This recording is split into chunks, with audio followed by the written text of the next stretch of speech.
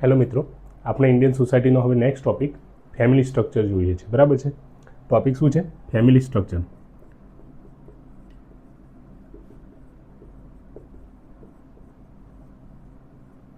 Family structure, family એટલે આપણને ખબર છે પરિવાર. આપણે દરેક લોકો ફેમિલી એટલે પરિવારનો ભાગ છીએ, પરિવારનો હિસ્સો છીએ.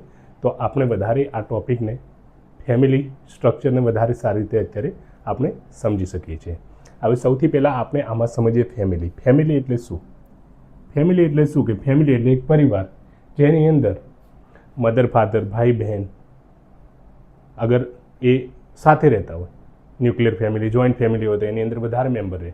ધારો કે કાકા કાકી છે, એમના સન ડોટર છે એટલે એમના કઝિન, એ બધા સાથે મળી અને ઘર પરિવારની અંદર એક સાથે બધા રહેતા હોય. અને જેમનું કોમન રેસિડન્સ હોય, રહેવાની જગ્યા કેવી હોય? રેસિડન્સ એક કોમન હોય. કિચન એટલે રસોડું પણ બધાનું સેમ હોય. સાથે મળીને ખાતા હોય, સાથે મળીને જમતા હોય, એક જ ઘર પરિવારની અંદર એ લોકો રહેતા હોય.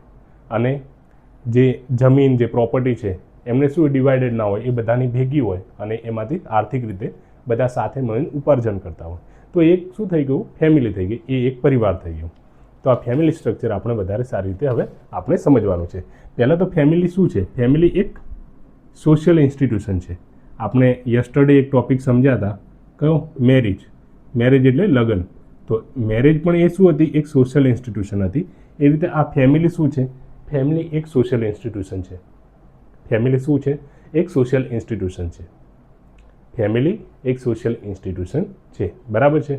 હવે કોઈ પણ ધારો કે બાળકનો જન્મ થાય છે, કોઈ પણ એક બાળકનો જન્મ થાય છે, તો એ સૌથી પહેલાં કોના સંપર્કમાં આવે છે? તો આપણને ખબર છે બાળક જે પરિવારની અંદર જન્મ થાય એટલે બાળક સૌથી પહેલાં જન્મ એ કોન્ટેક્ટમાં આવશે, ફેમિલીના કોન્ટેક્ટમાં. આપણે કહીશું કે મધર ફાધર અને પછી એ ભાઈ બહેન, એટલે એ શું થઈ ગયું? ફેમિલી. તો એમના પાસેથી બાળકે કંઈક ને કંઈક શીખે છે. બરાબર છે. એટલે ફેમિલી પાસેથી સૌથી પહેલાં કંઈક, એટલે જે ફેમિલીના સૌથી પહેલાં કોન્ટેક્ટમાં આવે છે એમના પાસેથી શીખે છે. એટલે જે આ ફેમિલી છે ને, પ્રાઇમરી સોશિયલાઇઝેશન, પહેલું જે સોશિયલાઇઝેશન પ્રથમ થાય છે ને એ ફેમિલી પાસે થાય છે. સોશિયલાઇઝેશન એટલે શું? તો કે સોસાયટીના જે ગુણ છે, જે લક્ષણો છે, જે વેલ્યુઝ છે, એ બધું એ શીખે છે એ બાળક. તો એ ક્યાંથી? ફેમિલી પાસેથી સૌથી પહેલાં શીખે છે. બરાબર છે. તો આ આપણે સમજ્યા. સૌથી પહેલાં ફેમિલીના અલગ અલગ જે ફોર્મ છે એ આપણે ફોર્મ પહેલાં એને સમજી લઈએ, પછી ફેમિલીના ફંક્શન સમજીશું. સમયની સાથે ફેમિલીના સ્ટ્રક્ચર અને ફંક્શનમાં શું બદલાવ થાય છે એ આપણે સમજવાનું છે. જે આપણે ફોર્મની અત્યારે વાત કરીશું એ ફોર્મને વધારે ડિટેલમાં પણ આપણે સમજવાના છે. તો મેઇનલી આપણે જે સિલેબસની અંદર આપ્યા છે એ 3 ફોર્મ આપ્યા છે ફેમિલીના. કયા આપ્યા છે? ન્યુક્લિયર ફેમિલી આપ્યું છે, જોઈન્ટ ફેમિલી આપ્યું છે અને સિંગલ પેરેન્ટ ફેમિલી આપ્યું છે. બરાબર છે. પણ અત્યારે જે મેઇન ફોર્મ છે એ 3 જે ખાલી આપણે આ ફેમિલી સ્ટ્રક્ચરના ક્વેશ્ચનની અંદર જે 3 પોઈન્ટની વાત કરી, આપણે એને શોર્ટની અંદર બહુ લખવાના છે. આ કે ફેમિલી સ્ટ્રક્ચર અથવા ફેમિલી એવો ક્વેશ્ચન આવી ગયો તો એની અંદર એ 3 ફોર્મને શોર્ટની અંદર લખી દેવાના. પણ ઇન્ડિવિજ્યુઅલી જ્યારે ન્યુક્લિયર ફેમિલી અથવા ઇન્ડિવિજ્યુઅલી જ્યારે જોઈન્ટ ફેમિલી પર ક્વેશ્ચન આવે ત્યારે આપણે ડિટેલમાં લખવાનું હોય છે. તો અત્યારે ખાલી આપણે ફેમિલી સ્ટ્રક્ચરના કન્ટેક્સની અંદર અત્યારે આપણે એ 3 ફોર્મને લખીએ છીએ. એટલે અત્યારે આપણે ખાલી શોર્ટમાં સમજવાનું છે. બરાબર છે. પછી જે આપણું ક્વેશ્ચન આગળ જશે એ રીતે આપણે હું તમને ડિટેલમાં સમજાવીશ. તો સૌથી પહેલું આપણે શું આવે છે કે ન્યુક્લિયર ફેમિલી આવે છે. કયું ફોર્મ આવે છે? Nuclear family.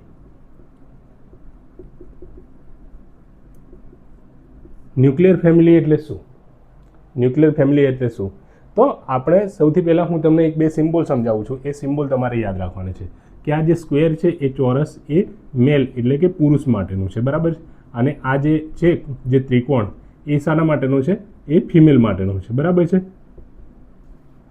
આ ઉપર જે છે સ્ક્વેર મેલ માટેનો છે અને આ જે ત્રિકોણ છે, બરાબર, ટ્રાયેંગલ એ ફિમેલ માટેનો છે.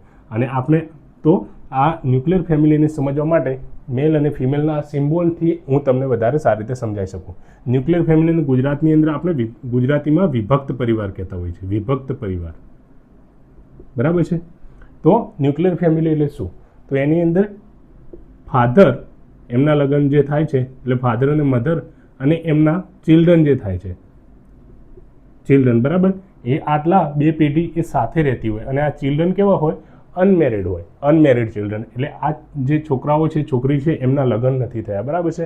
એ ફાધર અને મધર સાથે એ રહે છે. તો આ 2 પેઢી છે. બરાબર છે. તો આમને શું કહેવાય છે? એ ન્યુક્લિયર ફેમિલી. બરાબર છે. હવે અત્યારના સમયની અંદર આ ન્યુક્લિયર ફેમિલી વધી રહી છે. 2011નો એક ડેટા છે, 2011નું સેન્સસનો ડેટા, એની અંદર કહે છે કે 52% લોકો છે અત્યારે ન્યુક્લિયર ફેમિલી છે, બરાબર છે, 52% જેટલા. અને હમણાં જે છેલ્લા એક દશકાની અંદર તો આ ટ્રેન્ડ બહુ ડ્રાસ્ટિકલી, બહુ સ્પીડમાં ચેન્જ થઈ રહ્યો છે, બરાબર છે. હવે આપણે આ ન્યુક્લિયર ફેમિલીને સમજી ગયા. કોઈ એક્ઝામ્પલ છે એવું તમને યાદ આવે છે? તો હા, આપણને ખબર છે કે અત્યારે અર્બન સોસાયટીની અંદર જે રીતે કે બેંગ્લોર છે અથવા તો મુંબઈ છે, બરાબર છે, બેંગ્લોર છે, મુંબઈ છે, એ બધાની અંદર જે પ્રોફેશનલ લોકો છે ને, જે પ્રોફેશનલ, તો એ લોકો મોટા ભાગે હવે કેવું થઈ રહ્યું છે, આઈટી ઇન્ડસ્ટ્રીની સાથે જોડાયેલા લોકો, એ બધા ન્યુક્લિયર ફેમિલીની અંદર વધારે માને છે અને એકલા રહેવાનું પસંદ કરે છે પોતાના હસબન્ડ વાઈફ અને પોતાના બાળક બચ્ચાઓ સાથે. જે સુંદર પિચાઈ છે, સુંદર પિચાઈ તમે નામ સાંભળ્યું હશે, એ કોણ છે? આલ્ફાબેટ ઇન્ક છે એના CEO છે સુંદર પિચાઈ. તો એ સુંદર પિચાઈ છે એ પોતે આ રીતે ન્યુક્લિયર ફેમિલીમાં રહે છે, બરાબર છે. હવે બીજો ફોર્મ આપણે સમજવાનું છે કે બીજો type joint family. Joint family એટલે સંયુક્ત પરિવાર.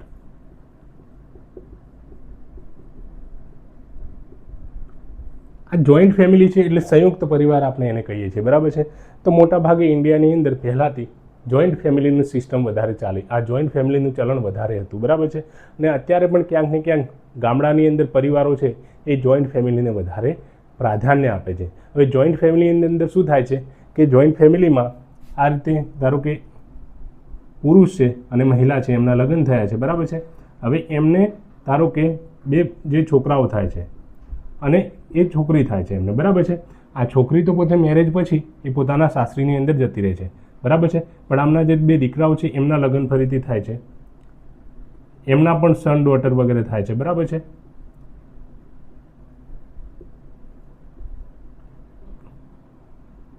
એમના પણ સન ડોટર થાય છે વગેરે.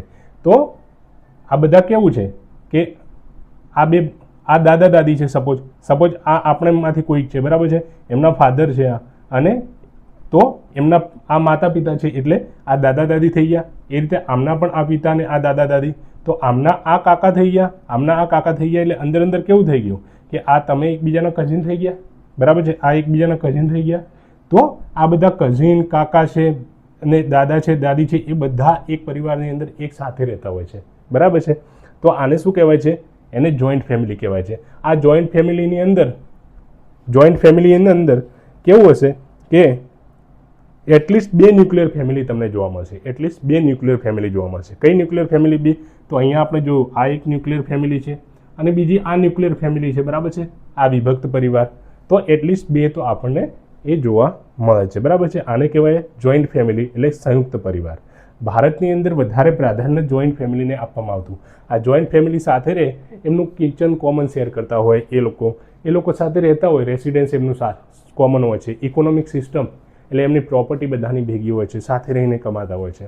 અત્યારે આપણે જે આમ જોઈએ કે એક્ઝામ્પલ આપણે ઉદાહરણ એમનું લેવું હોય તો અંબાણી ફેમિલી છે, મુકેશ અંબાણી. તો એ અંબાણી ફેમિલી છે અત્યારે તો શહેરોની અંદર રહેતી સૌથી મોટી આમ જોઈન્ટ ફેમિલીનું એક બેસ્ટ એક્ઝામ્પલ છે, બરાબર છે. એ રીતે જે બચ્ચન પરિવાર છે, અમિતાભ બચ્ચન, તો એ પણ આ જોઈન્ટ ફેમિલીનું બેસ્ટ એક્ઝામ્પલ છે. હવે આપણે ત્રીજું જોવાનું છે, થર્ડ જોવાનું છે આપણે એક્સટેન્ડેડ ફેમિલી. એક્સટેન્ડેડ ફેમિલી એટલે એક્સટેન્શનનો મતલબ શું થાય છે કે એક્સટેન્શન એટલે ખેંચવું, વધારે દૂર સુધી લઈ જવું. તો કે પહેલાં શું હતું આપણે અહીંયા જોઈન્ટ ફેમિલીમાં આ તો એકદમ નાનું હતું પરિવાર, આ થોડો મોટો, બરાબર છે, કે જોઈન્ટ ફેમિલી અંદર કાકા અને કાકીને એ બધાની સાથે રહેવાનું.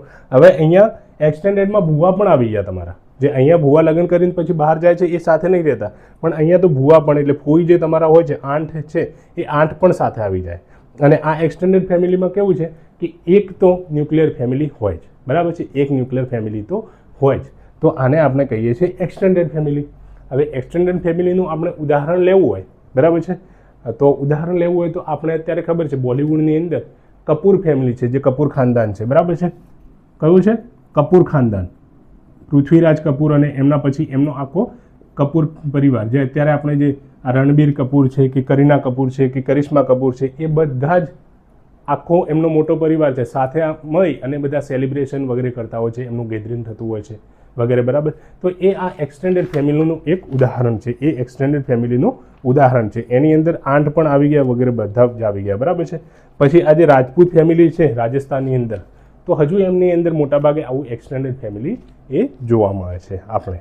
હવે આજે આપણે ફેમિલી સ્ટ્રક્ચર એટલે ફેમિલી આપણે સમજી ગયા સોશિયલ ઇન્સ્ટિટ્યુશન છે, પ્રાઇમરી સોશિયલાઇઝેશન અહીંયા જાય છે. એના 3 ફોર્મ 3 ટાઈપ્સ આપણે ન્યુક્લિયર ફેમિલી, જોઈન્ટ ફેમિલી છે અને એક્સટેન્ડ ફેમિલી ઉપરથી આપણે જોઈ લીધું. હવે આ ફેમિલી શા માટે જરૂરી છે, એમના કોર વેલ્યુઝ શું છે ઇન્ડિયાની અંદર. એમના કોર વેલ્યુઝ એટલે મુખ્ય એમના જે વેલ્યુઝ હોય છે ને, જે વિચારો કે અથવા તો એમના મેઇન જે મૂલ્યો હોય છે, પરિવારના મૂલ્યો, તે પરિવારના મૂલ્યો કયા હોય છે એ આપણે સમજવાનું છે, બરાબર છે.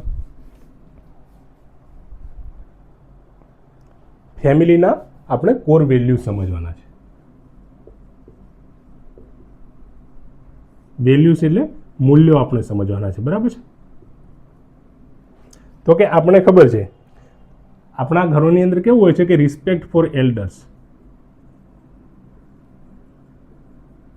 આપણા ઘરની અંદર મોટા લોકો હોય ને, પરિવારની અંદર કોઈ મોટા, તો એમના માટે આપણે રિસ્પેક્ટ એટલે સન્માન શું કરવાનું હોય છે. ધારો કે 2 ભાઈ છે તો નાના ભાઈએ મોટા ભાઈને એને પગે લાગવાનું અથવા એને સન્માન આપવાનું, અથવા એક ખાટલા પર બેસેલો હોય તો મોટા ભાઈને જે ઉપરની સાઈડમાં બેસાડવાના, માથાના સાઈડના, અને તમારે બેસવું હોય તો કદાચ પગની સાઈડ બેસવાનું અથવા તો એ ખાટલા પર બેસવાનું પણ નહીં. તો આ રીતે આપણે રિસ્પેક્ટ શો કરતા હોઈએ છીએ એ ભારતીય પરંપરાઓની અંદર, ભારતીય ઘરોની અંદર, બરાબર છે. તો આ રિસ્પેક્ટ આ રીતે આપણને જોવા મળે છે. પછી કલેક્ટિવિઝમની ભાવના હોય છે અહીંયા આપણા કોર વેલ્યુની અંદર શું છે, કલેક્ટિવિઝમની. તો કે આપણે છે ઇન્ડિવિજ્યુઅલને ચોઈસ નહીં આપતા, આપણે કલેક્ટિવ ભાવનાઓ આપણા પરિવારોની અંદર જોવા મળે છે કે સાથે મળીને સંપીને રહીએ છીએ, સાથે મળીને કંઈ પણ નિર્ણયો લેતા હોઈએ છીએ, બરાબર છે. તો એ ભારતીય પરંપરાઓની, ભારતીય પરિવારોની એ વેલ્યુ છે. સાથે આપણે અહીંયા કેવું છે તો કે આપણે પેટ્રિયાર્કી જોવા મળે છે, બરાબર છે. પેટ્રિયાર્કલ સ્ટ્રક્ચર છે.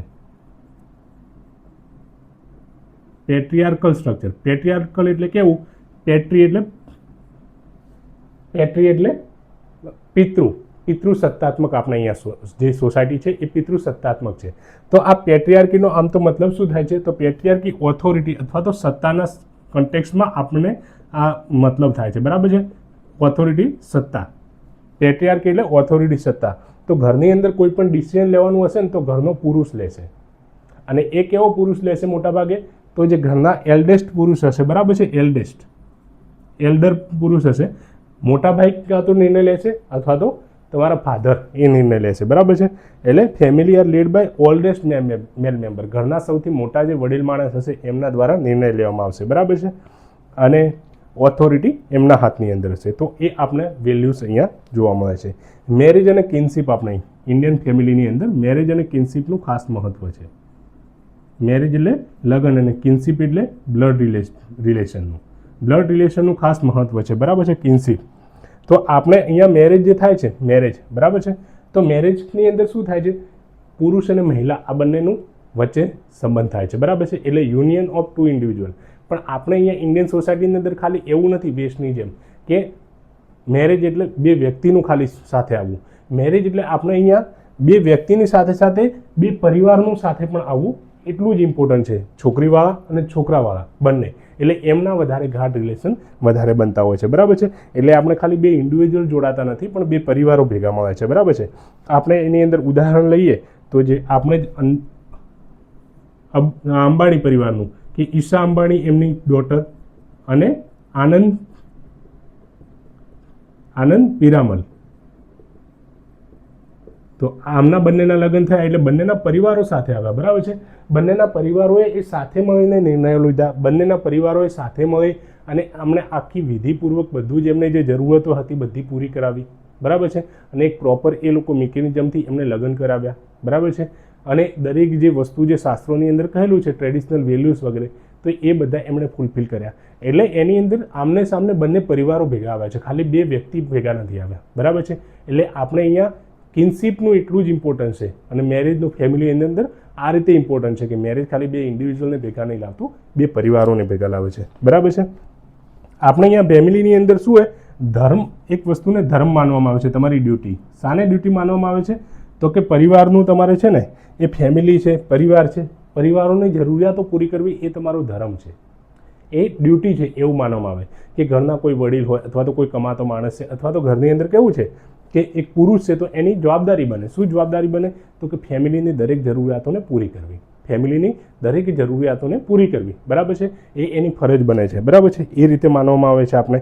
પછી આપણે અહીંયા ભારતની જે પરિવારો છે એના મૂલ્યોની અંદર સૌથી મોટું મૂલ્ય એક એ પણ આવે છે કે હોસ્પિટાલિટી. હોસ્પિટાલિટી હવે આપણે કોને કહેતા હોઈએ છીએ? તો આપણે આગતા સ્વાગતા જે કહીએ છીએ ને, આગતા સ્વાગતા, તો એ હોસ્પિટાલિટી એનો મતલબ થાય છે આગતા સ્વાગતા. એટલે કોઈ પણ અતિથિ વિશેષ આવે છે, કોઈ મહેમાન આપણા ઘરે આવે છે તો આપણે અતિથિ દેવો ભવ, અતિથિ દેવો ભવવાળી આપણી પરિવારોની ભાવના છે કે કોઈ વ્યક્તિ આપણા ઘરે આવે, આપણા દરવાજે આવે તો એને આપણે કાઢી નથી મૂકતા, આપણે એમનું આવકારીએ છીએ, આપણે એમને સન્માન આપીએ છીએ. આપણા ઘરની અંદર કોઈ મહેમાન આવે, આપણે દીકરી આવે, બહેન આવે તો એમને આપણે ઘરે રાખીએ, એમને આગતા સ્વાગતા કરીએ છીએ. આપણા કોઈ જમાઈ આવે છે ઘરે તો એમને એ પ્રોપર સન્માન આપીએ છીએ આપણે. તો એ અતિથિ વિશેષવાળી આપણી ભાવના છે, એ પરંપરા છે. એટલે એ આપણી ફેમિલી સિસ્ટમના એ કોર વેલ્યુઝની અંદર આવે છે, મુખ્ય જે વેલ્યુ છે, વિચારો છે એની અંદર આવે છે, બરાબર છે. તો આપણે આ કોર વેલ્યુઝ જે ફેમિલીના છે, આપણે ફેમિલીના આ કોર વેલ્યુઝ આપણે અહીંયા સમજી લીધા, બરાબર છે. હવે આ ફેમિલી સ્ટ્રક્ચર, જે ફેમિલી સિસ્ટમ છે, બરાબર છે, ભારતની અંદર જે ફેમિલી સિસ્ટમ છે એના એડવાન્ટેજ શું? એડવાન્ટેજ એટલે એના ફાયદા શું? તો આપણે આના ફાયદા કરવાના છે, બરાબર છે. આ કોર વેલ્યુ એક સાઈડ કરી લીધા. હવે આપણે ફેમિલી સિસ્ટમના આપણે એડવાન્ટેજીસ જોઈશું કે શા માટે આપણે ફેમિલી જરૂરી છે. આપણે જ્યારે એક ફેમિલીનો હિસ્સો હોઈએ તો આપણને એનાથી શું મળે, બરાબર છે, આપણને શું મળે? તો એક share responsibility and workload distribution. સૌથી પહેલાં તો આપણે રિસ્પોન્સિબિલિટી શેર કરીએ.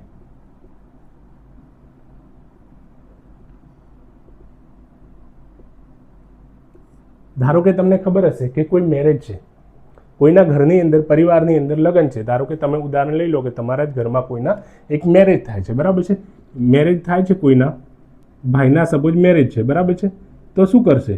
એક ભાઈ છે એ પત્રિકા ફેરવા માટે જશે, એક ભાઈ શું છે કે મંડપના ઓર્ડર આપવા માટે જશે, એક ભાઈ છે કદાચ એ શું બનાવવાનું છે ઘરે એ બધાનું જોશે, એક ભાઈ છે બીજું કોઈ ઘરનું કામ બાકી હશે તો એ જોઈ લેશે, અથવા તો પરિવારના બીજા કોઈ મેમ્બર છે આ બધાને હેલ્પ કરવા આવી જશે.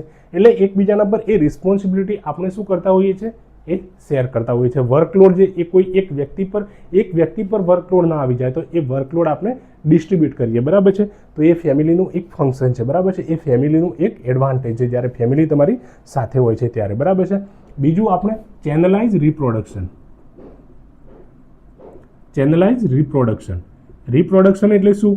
તો કે બાળકને જન્મ આપો, બરાબર છે, બાળકને જન્મ આપો.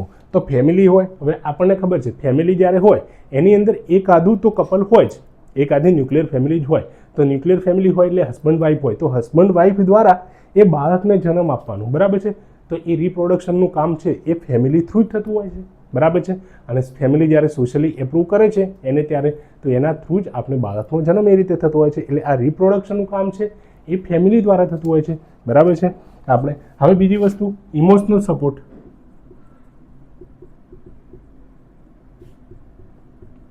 ઇમોશનલ સપોર્ટ, ધારો કે આપણે કોઈને આપણે એક્ઝામની અંદર પ્રિપરેશન કરી રહ્યા છીએ, બરાબર છે, અને આપણે સફળતા નથી મળતી, આપણે કોઈ એક્ઝામની અંદર ફેલ થઈ ગયા છીએ તો આપણે કોને કહીએ?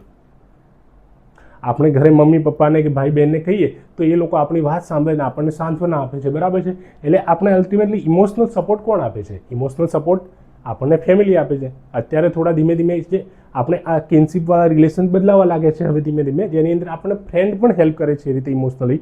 પણ મેઇન તો આપણો આધાર શું હોય છે? તો ઇમોશનલ સપોર્ટનો તો આપણો ફેમિલી હોય છે, બરાબર છે. મેઇન આધાર જે ઇમોશનલી આપણે જે લાગણીઓની અંદર આપણને સપોર્ટ કરે, કોઈ જગ્યાએ આપણે બ્રેકડાઉન થઈ ગયા હોઈએ, કોઈ છૂટાછેડા કોઈના થઈ ગયા છે કે કોઈ ઘરમાં એક્સપાયર થઈ ગયો છે વગેરે વગેરે, તો એ વખતે ઇમોશનલ સપોર્ટ આપવાનું કામ કોણ કરે છે? તો આ ફેમિલી કરે છે, બરાબર છે. જ્યારે જરૂરત હોય છે ત્યારે આ ઇમોશનલ સપોર્ટ ફેમિલી છે એ ચિલ્ડ્રનને પણ આપે, નાના બાળકોને, અથવા તો આપણા ઘરની અંદર એલ્ડર લોકો હોય, બરાબર છે, જે ઘરડા હોય એ ઘરડા લોકોની કેર કોણ કરે, અથવા તો એમની સાથે રાતે બેસીને શાંતિથી એમને સાંભળે કોણ? તો એ ઘરના જ માણસો કરતા હોય છે, બરાબર છે. એટલે આપણે ઇમોશનલ સપોર્ટ અહીંયા કામ આપે છે. બીજું આપણે ઇકોનોમિક સિક્યોરિટી આપે છે ફેમિલી, ઇકોનોમિક આપણને સિક્યોરિટી આપે છે, બરાબર છે. એટલે આ ફાયદો છે. ઇકોનોમિક સિક્યોરિટી કઈ રીતે? તો sharing of resources reduce individual financial burden. જે રિસોર્સિસ હોય ઘરના એ રિસોર્સિસ બધા શેર કરવામાં આવતા હોય છે એકબીજાની સાથે મળીને કોઈ પણ કામ કરતા હોય છે, બરાબર છે. ધારો કે એક ઘરનું માણસ છે, એ ઘરનું જે ઘર કામ કરે છે, હાઉસ હોલ્ડ વર્ક કરે છે, તો એક માણસ બહાર કમાવા જાય છે, એક માણસ શું કરે છે, ભણે છે, તો એ ભણવાવાળા માણસને જે એ નથી કમાતો અત્યારે, તો એને એમના મોટા ભાઈ કે બહેન કે વગેરે કે એને હેલ્પ કરે છે. એટલે જ્યારે એ ફેમિલી છે, તો એ ફેમિલી એ તમને ઇકોનોમિકલી તમને સપોર્ટ પ્રોવાઈડ કરે છે, બરાબર છે. બીજું ફેમિલીનું કામ શું છે, તો કલ્ચરલને કન્ટિન્યુ કરે. કલ્ચર એટલે આપણી સંસ્કૃતિ છે, એમને સંસ્કૃતિને કન્ટિન્યુ કરાવવાનું કામ કરાવે છે, બરાબર છે. કન્ટિન્યુઇટી, બરાબર છે. એ કઈ રીતે, તો આપણને ખબર છે ઘર પરિવારોની અંદર આપણે કોઈ પણ જે ફેસ્ટિવલ સેલિબ્રેટ કરતા હોઈએ, ધારો કે આપણે દિવાળી સેલિબ્રેટ કરીએ છીએ, આપણે હોળી સેલિબ્રેટ કરીએ છીએ, આપણે પોંગલ છે એ સેલિબ્રેટ કરીએ છીએ, તો આપણે કંઈ એવું સેલિબ્રેટ કરીએ છીએ તો એ આપણા બાળકોને આપણે શીખવાડીએ છીએ અને એ બાળકોને આપણા પરંપરાઓ શીખવાડીએ છીએ. એટલે એમને શું હોય, એ પણ શીખશે અને એ આવનારી પેઢી આમ શીખતી આગળ જનરેશન ટુ જનરેશન એકબીજાને શીખવાડતી જશે. એટલે એ રીતે આપણે શું, આપણું કલ્ચર છે એ કન્ટિન્યુ કરે છે, બરાબર છે. એ રીતે આપણું કલ્ચર કન્ટિન્યુ કરતા હોય છે, બરાબર છે. પછી આપણે સોશિયલાઇઝેશન શીખવાડીએ છીએ. સૌથી પહેલાં આપણે વાત કરી હતી કે ફેમિલીનું કામ શું છે, સોશિયલાઇઝેશનનું. તો સમાજની અંદર કઈ રીતે રહેવું, સમાજની પરંપરાઓ શું છે, સમાજના રીતિ રિવાજો શું છે, તો એ બધું બાળક એ ક્યાંથી શીખે છે, તો ફેમિલી પાસેથી શીખે છે. તો આ બધા એડવાન્ટેજીસ છે એ ફેમિલીના. તમને કમ્પેનિયનશીપ એ પ્રોવાઈડ કરે છે, બરાબર છે. કમ્પેનિયનશીપ એક સાથી પ્રોવાઈડ કરે છે કે માણસ એકલો ના પડી જાય, એના માટે કરી અને ફેમિલી તમને કમ્પેનિયનશીપ પ્રોવાઈડ કરી જાય છે. આપણને આ ફેમિલીની સાથે આપણે રહીએ તો આપણને કોઈ પ્રકારનું ટેન્શન જ ના આવવા દે, બરાબર છે, સાથે રહીએ ત્યારે. તો આ બધું ફેમિલીના એડવાન્ટેજીસ છે, આ બધા ફેમિલીના એડવાન્ટેજીસ છે, બરાબર છે. જો આ સોશિયલાઇઝેશનની ઉપર જે મેં વાત કરી, સોશિયલાઇઝેશન, તો મહાત્મા ગાંધીનું એક્ઝામ્પલ છે. મહાત્મા ગાંધીજીએ શું કીધું હતું ખબર છે? એમણે કહ્યું હતું કે જે હું જે પણ શીખ્યો છું લાઈફની અંદર, બરાબર છે. હવે ગાંધીજી કેટલું બધું શીખ્યા હતા, એમના વિશે કંઈ કહેવાય, સોસાયટીની અંદર સૌથી વધારે એમણે, એટલે તો ભારતને એ આઝાદી અપાવવાની અંદર સફળ રહ્યા. તો એમને એનો ક્રેડિટ કોને આપ્યો છે કે એ બધું શીખ્યો? તો બચપનની અંદર મને મારા માતા કે પુતલીબાઈએ શીખવાડ્યું હતું, બરાબર છે. જે પણ હું શીખ્યો છું એ મને મારા માતા પુતલીબાઈએ શીખવાડ્યું. એટલે આ ફેમિલીનું આ બધા ફંક્શન છે, બરાબર છે. તો આપણે આ રીતે જોઈએ. હવે એડવાન્ટેજીસ હોય જ્યારે, ખાલી એવું નહીં, આપણા વેલ્યુઝ છે, આ બધા આપણે વેલ્યુ જોયા, એડવાન્ટેજીસ જોયા, પણ આપણને ખબર છે દરેક વસ્તુ કંઈક એના ચેલેન્જીસ પણ સામે હોય, બરાબર છે. ફેમિલી છે, ફેમિલીના એની અંદર જ કોઈક વેલ્યુ છે, એમના ફેમિલી હોવી એના એડવાન્ટેજીસ પણ છે, પણ એની સામે કેટલાક ચેલેન્જીસ પણ છે ફેમિલીમાં. શું ચેલેન્જીસ હોય છે આપણે? તો એ ચેલેન્જીસ, એ પડકારો આપણે હવે જોઈએ, બરાબર છે. એ પડકારો આપણે, એ ચેલેન્જીસ, એ પડકારોને આપણે જોઈએ. પડકારો શું છે? તો કે એક તો લેક ઓફ પ્રાઇવસી. પ્રાઇવસી એટલે શું? જ્યારે ફેમિલી હોય, મોટો પરિવાર હોય, બરાબર છે, તો ઘરની અંદર નવા બે હસબન્ડ વાઈફ એમના મેરેજ થયા છે, લગ્ન થયા છે, પણ એમને હવે જોઈએ છે પ્રાઇવસી, પોતાના અંગત પળો માટે એમને સમય જોઈએ છે, બરાબર છે. પણ હવે ઘર પરિવાર આપણા કેવો હોય કે ઘર હોય નાનું અને એની અંદર સભ્યો હોય વધારે, સાથે રહેતા હોય જોઈન્ટ ફેમિલી, તો જે એ બે વ્યક્તિને અંગત પળોનો સમય જોઈએ એ ના મળે, બરાબર છે. એમને વાતચીત કરવી હોય કે બીજા માટે, બરાબર છે, પ્રોક્રિએશન માટે એમને સમય ના મળે. તો એ લેક ઓફ પ્રાઇવસી આપણા પરિવારોની અંદર એક સૌથી મોટો આ એક ચેલેન્જ છે, બરાબર છે. બીજું શું આપણે અહીંયા, તો જેન્ડર ઇનઇક્વાલિટી. આપણને ખબર છે મહિલાઓ અને પુરુષ, આપણે આગળ જોયું હતું પેટ્રિયાર્કલ સિસ્ટમ છે, એટલે મહિલાઓ અને પુરુષોને એક જેટલું એ માન નથી આપવામાં આવતું. મહિલાઓને મોટાભાગે વુમનને કેવું કહેવામાં આવે કે વુમનને શું કરવાનું? હાઉસ હોલ્ડ વર્ક કરવાનું, બરાબર છે. હાઉસ હોલ્ડ વર્ક વુમને કરવાનું અને પુરુષે શું કરવાનું? મેન એ આઉટસાઇડ જશે, બરાબર છે. શા માટે? કમાવા માટે કરીને, બરાબર છે. એટલે એ આપણે અહીંયા જોવા મળે છે આપણા ભારતની અંદર, અને એના લીધે મહિલાઓને ઓપોર્ચ્યુનિટી નથી મળતી, બરાબર છે. ધારો કે ઘરની અંદર ડોટર ઇન લો આવે છે, બરાબર છે. ડોટર ઇન લો એટલે ઘરની અંદર લગ્ન કરીને કોઈ વહુ આવે છે, તો એને હાઉસ હોલ્ડ વર્ક આપણે કરવાનું કહીશું, બરાબર છે. પછી એમને બીજી કરિયરની ચોઈસ નહીં આપીશું. આપણે કોઈ કરિયર, એને ભણવું હશે આગળ ભણવા નહીં દઈએ આપણે, એને કોઈ બિઝનેસ કરવો હશે તો આપણે બિઝનેસ કરવા નહીં દઈએ, એને કોઈ ઇલેક્શન લડવું હશે તો આપણે ઇલેક્શન લડવા નહીં દઈએ, બરાબર છે. મહિલાને નહીં લડવા દઈએ. અથવા તો ગામડાની અંદર મહિલાઓ સરપંચ હોય છે, પણ મહિલાઓની જગ્યાએ એમના હસબન્ડ જાય છે, સરપંચ પતિનો કન્સેપ્ટ છે. તો આ બધા ચેલેન્જીસ ઇન્ડિયાની ફેમિલી સિસ્ટમની અંદર આ પ્રકારે જોવા મળે છે આપણે. બીજું આપણે ફેમિલી સિસ્ટમની અંદર કયા પ્રોબ્લેમ છે? તો ડાવરી. હવે આપણે કદાચ ગુજરાતની અંદર ડાવરી ના હોઈ શકે, બરાબર છે, દહેજ ના હોઈ શકે, બરાબર છે, પણ આપણે જે અહીંયા ઇન્ડિયન ફેમિલી સ્ટ્રક્ચરની વાત કરીએ છીએ, બરાબર. એટલે ઓવરઓલ આપણે ભારત દેશને આખાને જોવાનું છે. તો સમ પાર્ટ ઓફ ઇન્ડિયા એટલે કે નોર્થ ઇન્ડિયાની અંદર અમુક સ્ટેટની અંદર તો ડાવરી એટલે દહેજ પ્રથા બહુ વધારે પ્રોમિનન્ટ છે. અને મહિલાઓને ડોમેસ્ટિક વાયલન્સ પણ થાય છે, મહિલાઓ ઉપર ડોમેસ્ટિક વાયલન્સ પણ કરવામાં આવે છે, બરાબર છે. મહિલાઓને મારવામાં આવે છે, પ્રતાડિત કરવામાં આવે છે, બરાબર છે. તો એ બધા આ પ્રોબ્લેમ અહીંયા આપણે રહેલા છે, બરાબર છે. પછી financial burden and unequal distribution. Financial burden કઈ રીતે કે ધારો કે ઘરની અંદર 10 મેમ્બર છે, બરાબર છે. ઘરની અંદર 10 મેમ્બર છે પણ એક જ વ્યક્તિ ઘરમાં કમાય છે, તો એ એક વ્યક્તિ પર કેવું છે કે જોર વધી જાય. એક વ્યક્તિ પર જોર વધી જાય. એક ઘરમાંથી કમાતો હોય ને એક બેઠો હોય, એક કમાતો હોય ને એક બેઠો હોય, તો બેઠાવાળાને આમનું આમ આરામથી મળી જાય અને પેલા પર જે કમાય છે એને વધારે બર્ડન લાગે. એ વધારે બર્ડન લાગે એટલે એ વધારે માણસે સ્ટ્રેસમાં રહે, બરાબર છે. એ માણસ વધારે સ્ટ્રેસમાં રહે, એના લીધે ઘરની અંદર શું થાય, કોન્ફ્લિક્ટ થાય અથવા તો પેલો સુસાઇડ પણ કરે, બરાબર છે. એટલે આવા કિસ્સાઓ આપણને જોવા મળતા હોય છે. તો આ ફેમિલી સ્ટ્રક્ચરનું એક ચેલેન્જ છે. ઇન્ટરપર્સનલ કોન્ફ્લિક્ટ જોવા મળે, બરાબર છે. ઇન્ટરપર્સનલ કોન્ફ્લિક્ટ એટલે વ્યક્તિ વચ્ચે એક જ પરિવારની અંદર વ્યક્તિ વચ્ચે પણ કોન્ફ્લિક્ટ થાય, બરાબર છે. વિવાદ થતા હોય છે. કોન્ફ્લિક્ટ એટલે વિવાદ થાય. એ કઈ રીતે? એક તો જનરેશન ગેપ હોય. જનરેશન ગેપ, ધારો કે મોટા ભાઈ અને નાના ભાઈની એજની વચ્ચે 20 વર્ષનો ફરક છે, તો એક જનરેશન આવી ગઈ આખી, એક વચ્ચે એક પેઢી બદલાઈ ગઈ, બરાબર છે. તો એના લીધે જનરેશન ગેપના લીધે પ્રોબ્લેમ થાય. અથવા તો ફાધર છે અને એનો સન છે એટલે એક જનરેશન આખી ચેન્જ થઈ ગઈ. સોરી, મેં જે મોટા ભાઈ અને એ તો સેમ જનરેશનના કહેવાય, પણ એમની ઉંમર વચ્ચેનો ડિફરન્સ હોય, બરાબર છે. એ સોરી, પણ ફાધર અને જો તમે, તો આ બંને વચ્ચેની જનરેશનના આખો ગેપ થઈ ગયો, એક પેઢીનો બદલાવ થઈ ગયો. તો એ પેઢી બદલાય એટલે એમના વિચારો લગભગ ઘણા બધા બદલાય, એટલે એના લીધે પણ લડાઈ થાય. બીજું ઇન્ટરપર્સનલ કોન્ફ્લિક્ટ કેમ થાય? ભાઈઓની વચ્ચે પ્રોપર્ટી માટે ડિસ્પ્યુટ થાય, બરાબર છે. પ્રોપર્ટી માટે ડિસ્પ્યુટ થાય. તો એ બધા ઇન્ટરપર્સનલ કોન્ફ્લિક્ટ આપણને જોવા મળે છે. પછી સાથે રેઝિસ્ટન્ટ ટુ ચેન્જ. ફેમિલી છે એ બદલવા નથી માગતી. રેઝિસ્ટન્ટ ટુ ચેન્જ એટલે પહેલાં જેમ જ ઓર્થોડોક્સ રહેવા માગે છે, એ સમયની સાથે જે બદલવું પડે એ બદલવા નથી માગતી. ધારો કે આજે પણ ઇન્ટરકાસ્ટ મેરેજ, કોઈ ઘરમાંથી એક છોકરો છે જેને ઇન્ટરકાસ્ટ મેરેજ કરવા છે, એક છોકરીએ કરવા છે, તો એને પોતાનો પરિવાર છે એ સ્વીકારે નહીં. એટલે એ પોતાના વિચારોની અંદર હજુ કાસ્ટ સિસ્ટમને લઈને બેઠા હોય છે, તો એ બદલવા નથી માગતા. તો એ આપણા ફેમિલીની અંદર શું છે?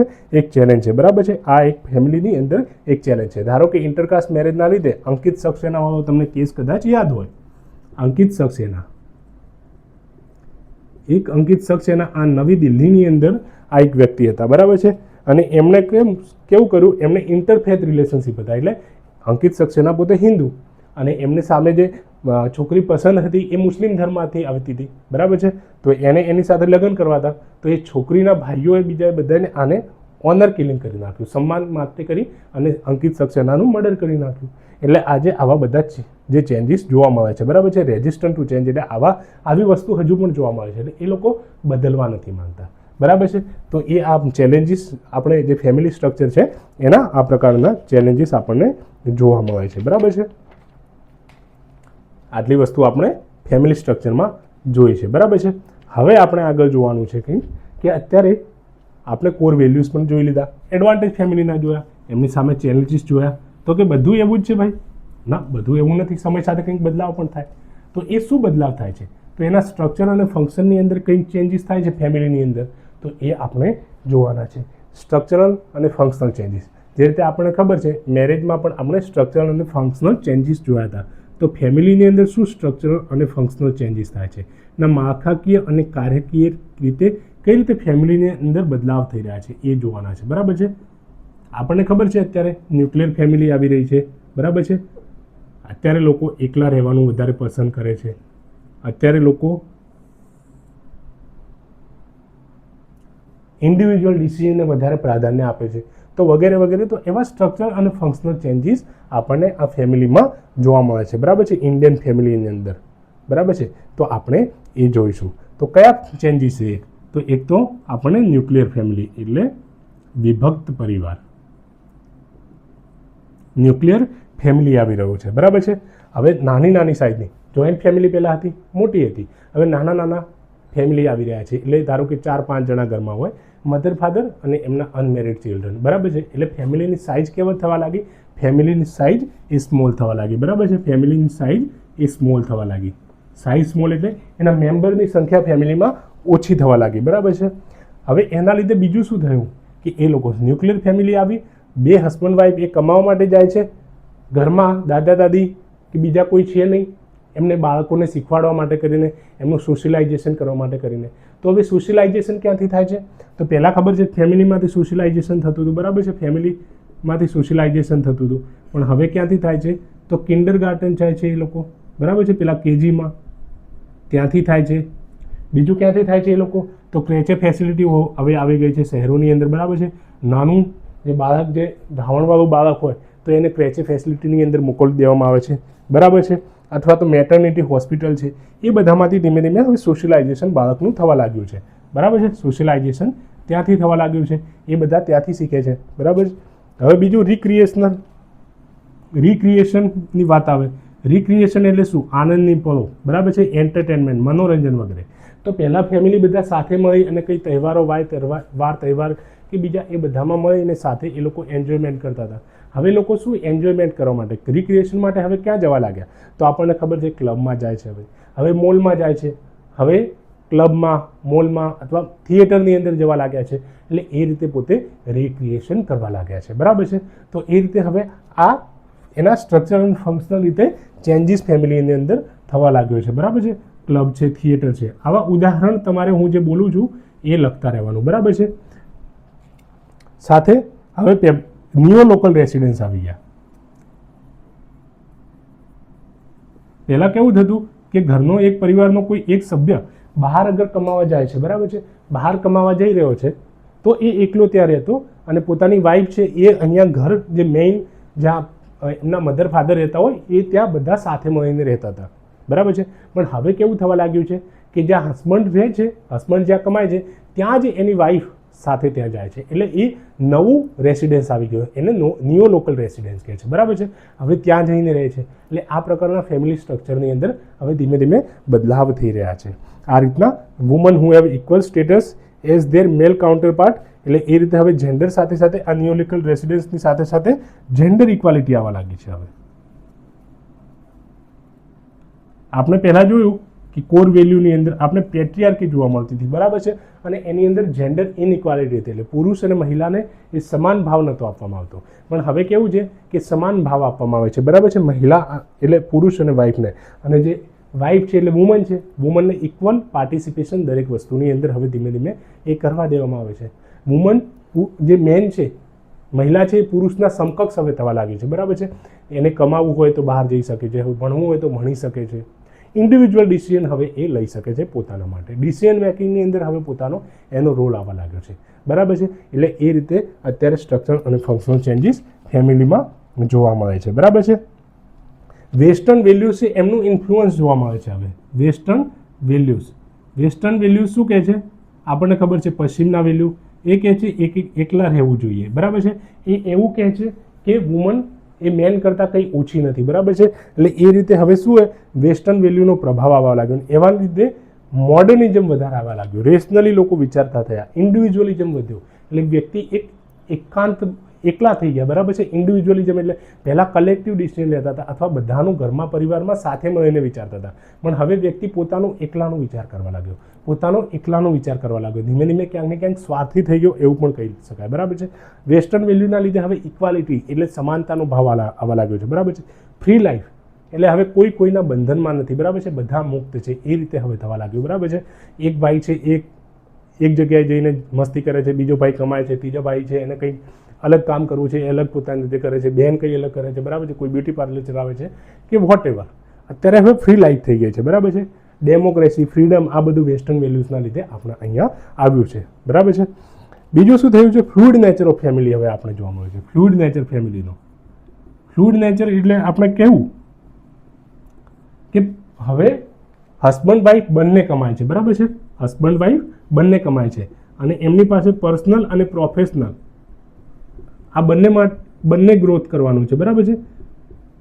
ને એના માટે એકબીજાને આખા વીક દરમિયાન હસબન્ડ બીજી જગ્યાએ કંઈક જોબ કરે છે, વાઈફ બીજી જગ્યાએ જોબ કરે છે અને બંનેનો પર્સનલ પ્રોફેશનલ ગ્રોથ એટલો થઈ રહ્યો છે, પણ હવે એકબીજા માટે સમય નથી એમની પાસે, બરાબર છે, એકબીજા માટે સમય નથી આ બંનેની પાસે, બરાબર છે, સમય નથી, બરાબર છે, લેસ ટાઈમ છે એમની પાસે, ટાઈમ નથી.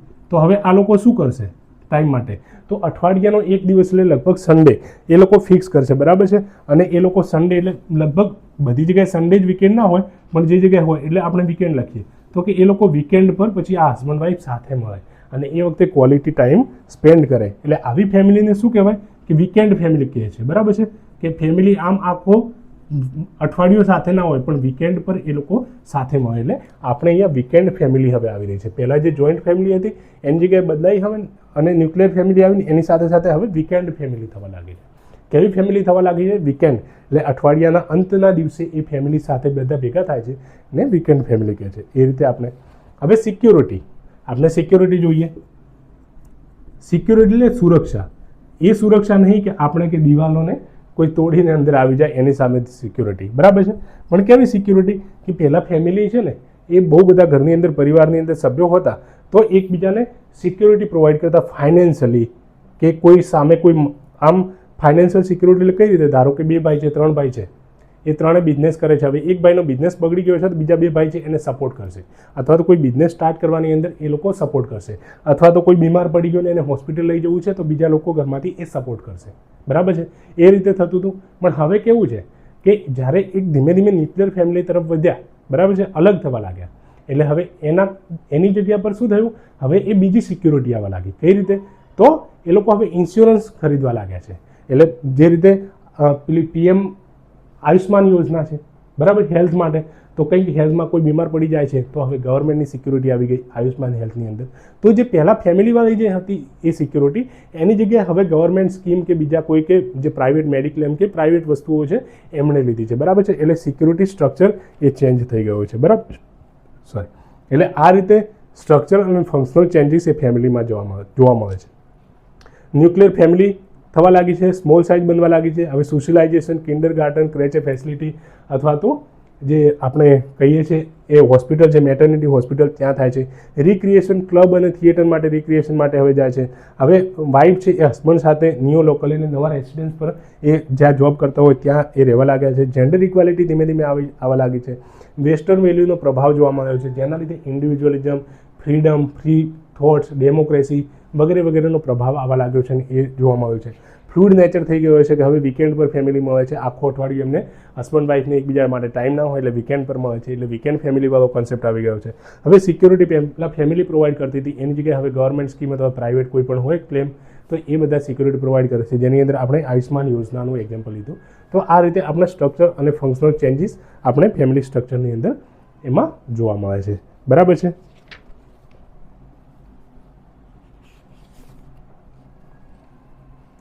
હવે આપણે નેક્સ્ટ લેક્ચર છે એ નેક્સ્ટ લેક્ચરની અંદર આ ત્રણેય ફેમિલી છે, એક્સટેન્ડેડ ફેમિલી નહીં પણ બીજા 2 કન્સેપ્ટ આપણે છે એ ડિટેલની અંદર હવે આપણે જોવાના છે. કયા? ન્યુક્લિયર ફેમિલી છે, જોઈન્ટ ફેમિલી છે અને single parent family. Single parent family એ અત્યારના પહેલાં પણ હતો કન્સેપ્ટ, બરાબર છે, જે હસબન્ડ વાઈફ કોઈ એકબીજાને છૂટાછેડા આપી દે છે અથવા તો હસબન્ડ વાઈફમાંથી કોઈ એક્સપાયર થઈ જાય છે તો એક વ્યક્તિ એ પોતાના બાળકને કઈ રીતે ઉછેર કરે છે એને સિંગલ પેરેન્ટ ફેમિલી કહેવાય છે, બરાબર છે. એવું સિંગલ પેરેન્ટ ફેમિલી આપણે એ કન્સેપ્ટને પણ વધારે ડિટેલમાં જોવાનું છે, બરાબર છે. એટલે આપણે નેક્સ્ટ લેક્ચરની અંદર એ કન્સેપ્ટને આપણે જોઈશું. Thank you.